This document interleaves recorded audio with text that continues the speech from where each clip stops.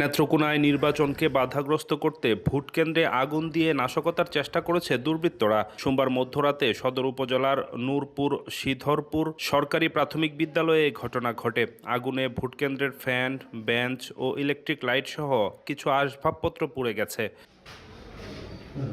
স্থানীয় সূত্রে জানা যায়, সোমবার রাত 2টার দিকে কতিপয় দুর্বৃত্ত ওই বিদ্যালয়ের ভবনের একটি কক্ষের জানালার গ্রিলের ফাঁক দিয়ে অগ্নিসংযোগ ঘটান। এতে ফ্যান, বেঞ্চ ও লাইট সহ কিছু আসবাবপত্র পুড়ে যায়। আগুনের লেলিহান শিখা দেখে স্থানীয়রা ঘটনাস্থলে ছুটে গিয়ে তা নেভাতে সক্ষম হন।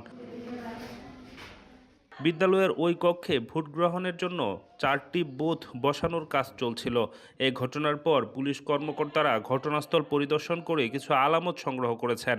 রাত্রেই খবর পেয়ে আমাদের অ্যাডিশনাল এসপি সদর সার্কেল, আমার ডিবি টিম এবং অন্যান্য অফিসার দিয়ে আমি তদন্ত করাচ্ছি।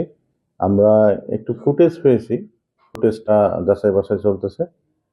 যেই এই কাজটা করে থাকুক আমরা তাকে আইনের আওতায় নিয়ে আসবো এবং কঠোর আইনানুগ ব্যবস্থা নেওয়া হবে। আজকে থেকে আমাদের 14 তারিখ পর্যন্ত চেকপোস্টগুলো চলমান থাকবে এবং আমরা আজকে থেকে যেসব কেন্দ্রগুলোতে আমরা মনে করবো ঝুঁকিপূর্ণ, রাত্রেবেলায় নাইট গার্ড এবং গ্রাম পুলিশ সহ আমাদের পুলিশ থাকবে।